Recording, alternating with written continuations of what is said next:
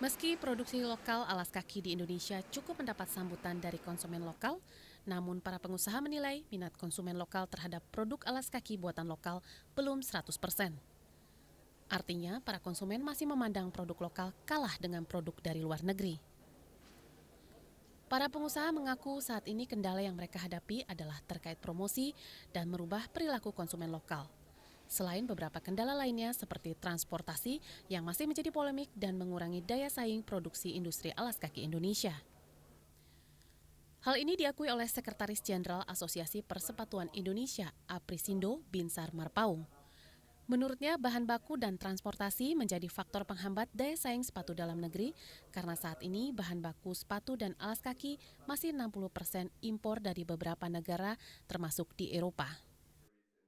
Ke pelabuhan Tanjung Priok, kalau dibandingkan dengan di Vietnam sudah tiga rit, kita baru 1 rit.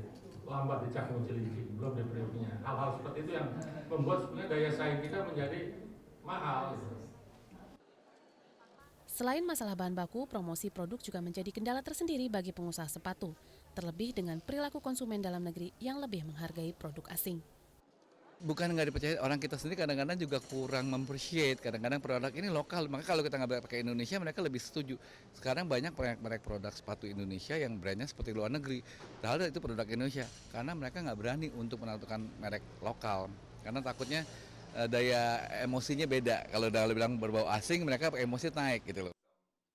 Untuk mengatasi hambatan ekspor dari industri alas kaki, pemerintah dalam hal ini Kementerian Perindustrian berkomitmen untuk meningkatkan daya saing industri melalui research and development, dukungan insentif penguatan infrastruktur, mengawasi impor ilegal, juga memfasilitasi pameran internasional.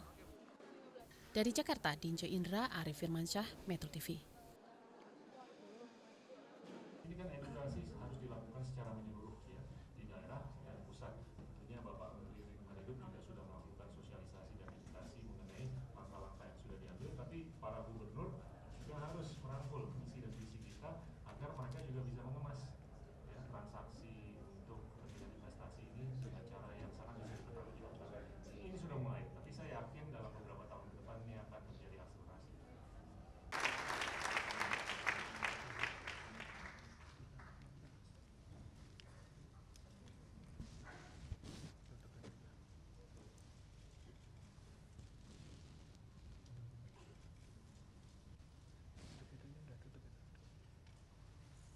Assalamualaikum warahmatullahi wabarakatuh.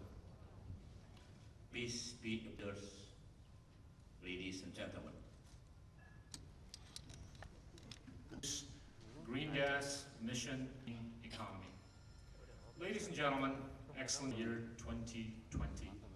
As announced by President Yudhoyono, An important role in UNDP's global work. Indonesia's approach to addressing climate change, including the 10th centuries. Furthermore, these The administrator of UNDP to add her thoughts. And with building the partnerships which can help realize solutions, whether they be in renewable energy.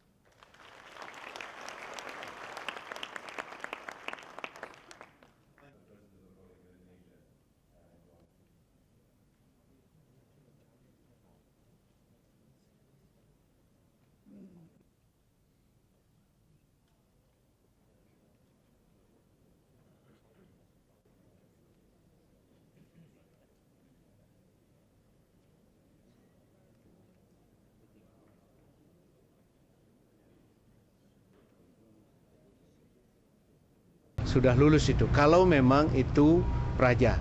Tetapi karena dia tertutup dan tidak terlalu terlihat, perlu kita buktikan dulu secara autentik gitu ya.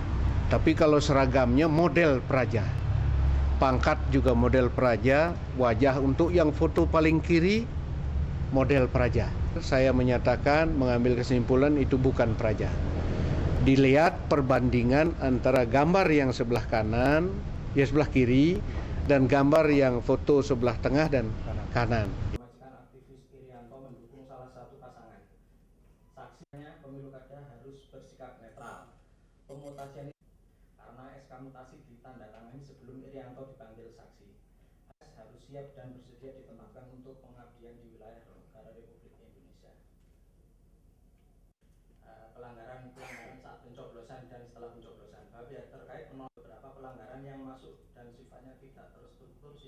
dan masih kita langsung aja majelis.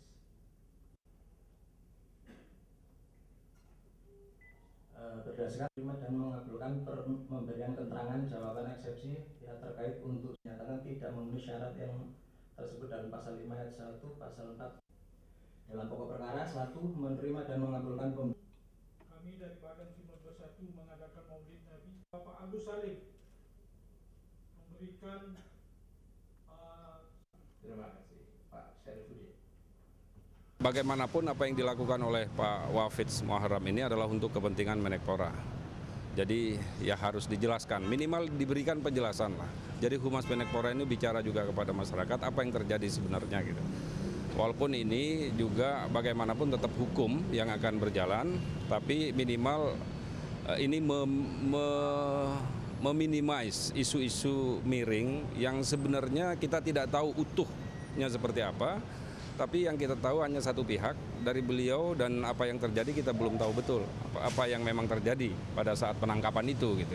Ini yang penting sebenarnya karena proses penangkapan itu menandakan bahwa beliau itu betul-betul meminta menerima untuk siapa dan dari siapa itu juga harus dipertegas gitu ya. Tapi abang benar-benar bahwa itu dijebak? Ya tidak tahu. Kalau kita bicara dijebak mungkin tidak ya. Mungkin targetnya bukan Pak Wafidz, mungkin targetnya itu kepada si pemberi. Itu yang menjadi TO. Itu juga harus menjadi pertimbangan. Jadi Pak Wafidz ini betul-betul jadi korban kalau begitu kan.